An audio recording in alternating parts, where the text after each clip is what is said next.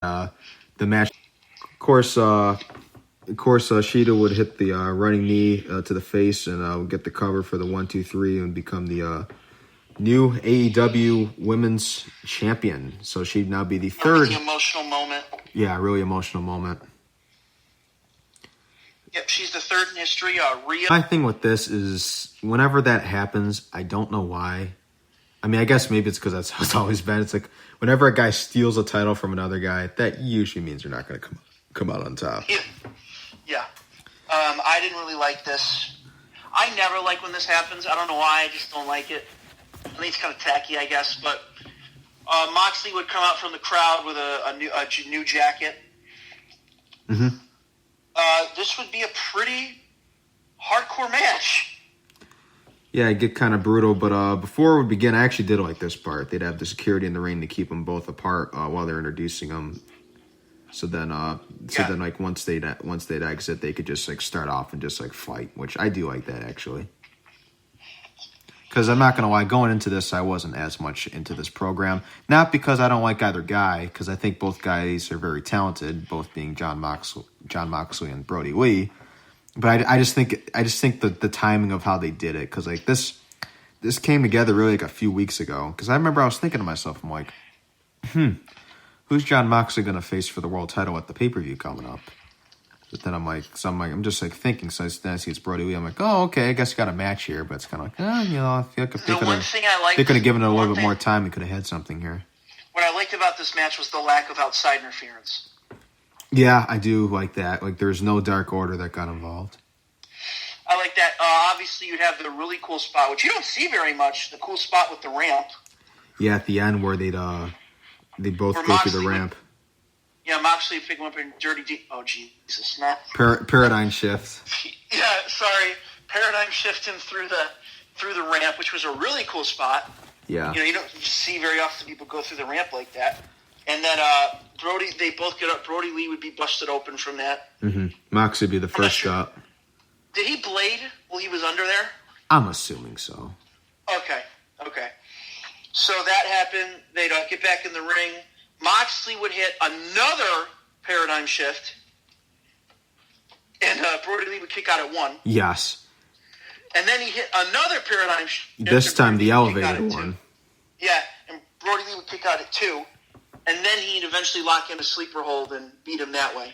Yeah, which I actually really like that finish just because he kicked out. Well, first he had the paradigm shift through the ramp. Then he hit him with another one in the ring, and then he kicked out at 1. Then he hit him with another one and kicked out at 2. So then I guess the deal here is he couldn't pin him, so he had to make him pass out.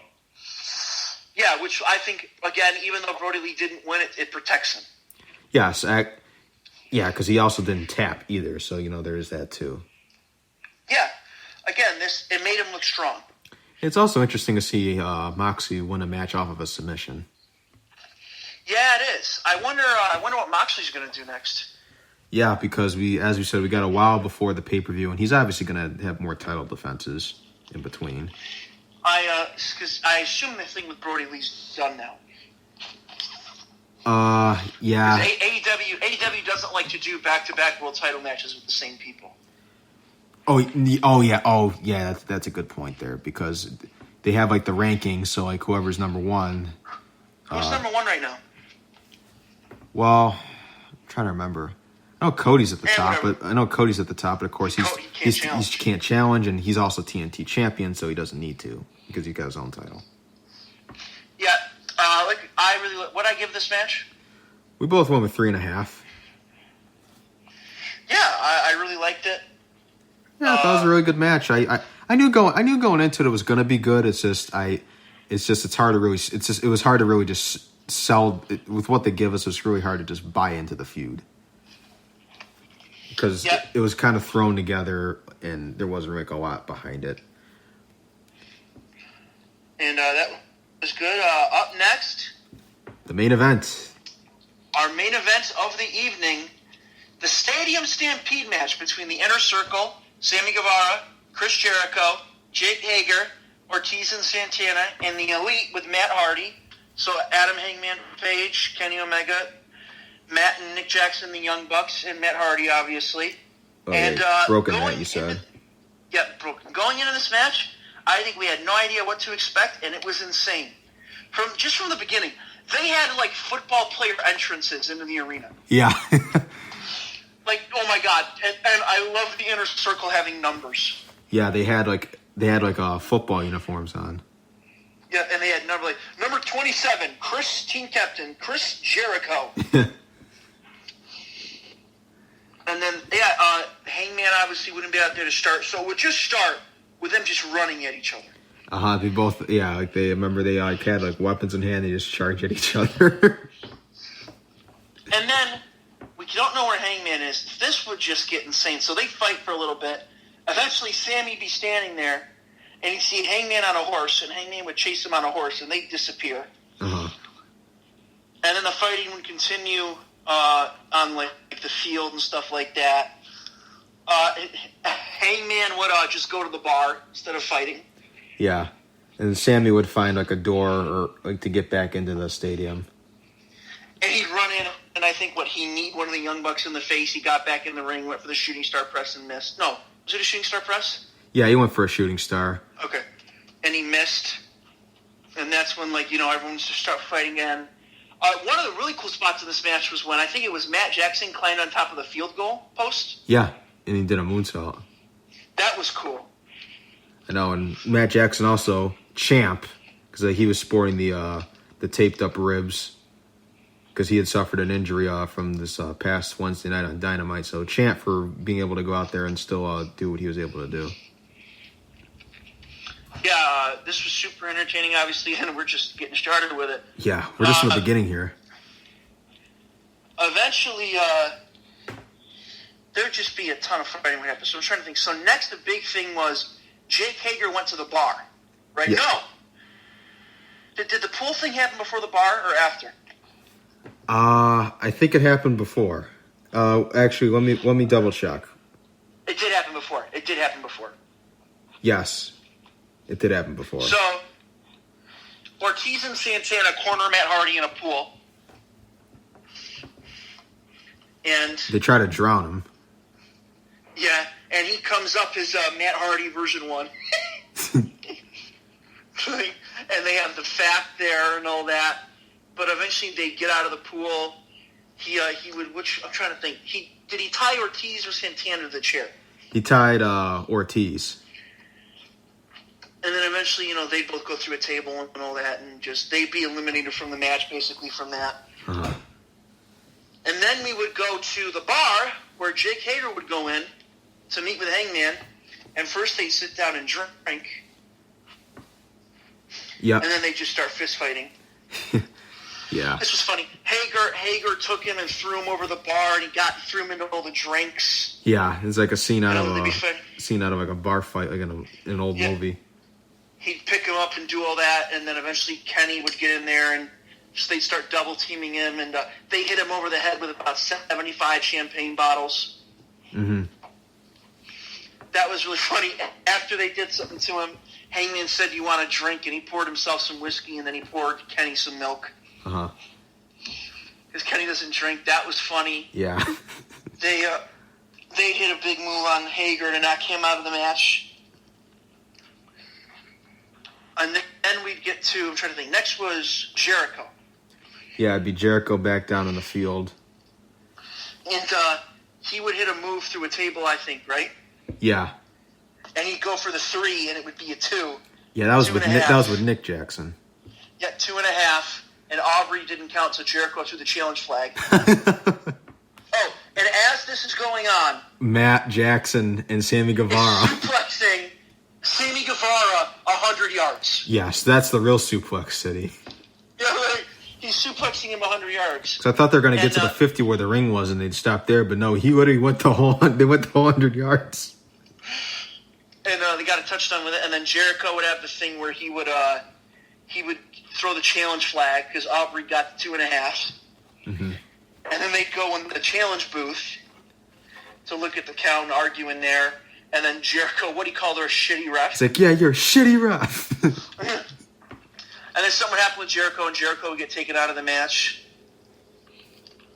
Mm-hmm. And after that, So Sammy Guevara's dead at this point because he's been suplexed 100 yards. Yeah. He's crawling on his hands and knees, and what happens? The sprinkler turns on right under him. Yeah.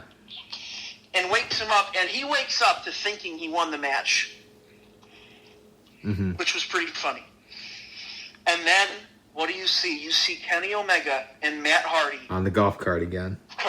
And Sammy Guevara's like, no. So he runs, they chase him, but Sammy jumps into the bleachers, or into the seats, and starts running. And at this point, he's the only member of the Inner Circle up, and all members of the Elite team are chasing him. Yeah. So at this point, it's so they all chase him. It's 5-on-1 at this point. Yeah. Eventually, they get to him on this thing in the stands. Yeah. And Kenny Omega hits him with a one-winged angel, falling about 20 feet. And they land on this crash pad thing. 1, 2, 3. The Elite wins. Yeah. So this and it would end with them sticking their arms up and fireworks going behind them. Yeah. No. This was highly entertaining, and I thought it was just a great way.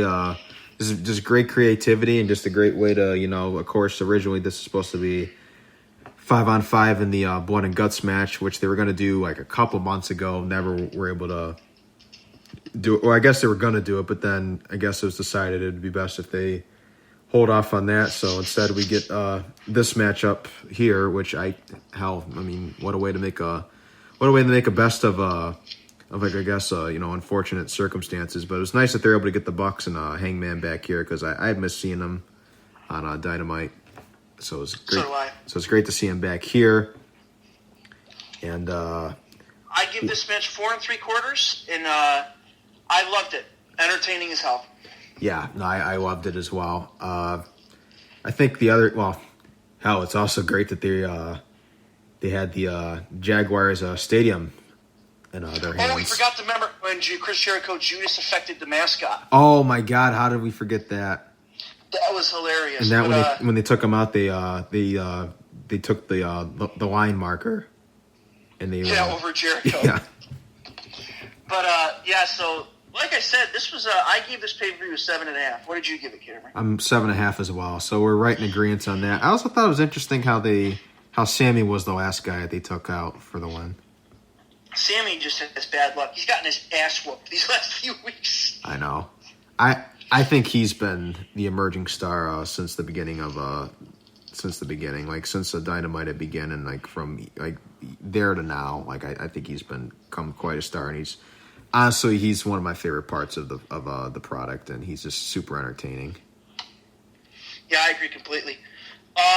Overall, really entertaining show. Yeah, it was a really good show, and I'll dare say of all the all the empty arena shows I've seen so far, at least in terms of the pay-per-views, I think this is by far the best one yet. I'd agree with you, sir. It'd be interesting to see. What will be interesting to see is how NXT Takeover in Your House goes. That'll be interesting. But that could be really good. No, that could be very, very good as well. You won't see a Stadium Stampede match, I can guarantee that. But in terms of... It'll be interesting to see how Backlash goes, too, because we're going to have the greatest match ever. I know. Guaranteed greatest match ever. I mean, it's called the greatest match ever. Yep, 240-year-olds going at it. Yeah, well, I mean... Respect to both guys, but it's just I don't know why the hell they got to do that. Why the hell do they got to say something like that when there's not one person on Earth? Hey, we'll talk about that when we review Backlash. Let's not get upset now. Oh yeah, no, that's what I'm. No, I agree with you there. I guess my point is don't ever call match the greatest match ever. No, for it to be the greatest match ever, it would have to have Kevin Nash in it, and it doesn't. So. Yeah, absolutely. So, this was our AEW Double or Nothing 2020 review and recap. Hope you guys like this one. Of course, as I pointed out in the beginning of the program, our WWE Judgment Day 2008 rewind show for rewind number 26. That'll be our next show coming up, and that'll be available tomorrow at 11 a.m. Eastern Time, so I'll look forward to that. Hope you guys like the show. Of course, follow Jay. What'll be? What was that? You're right. No, nothing. You're right. Never mind. Okay. So, I thought you said we're doing Judgment Day 08, right? Yes. And okay, good. That'll be Well, that'll be the rewind for this week's show. There will be one final rewind before the month's out, and that'll be WWE One Night Stand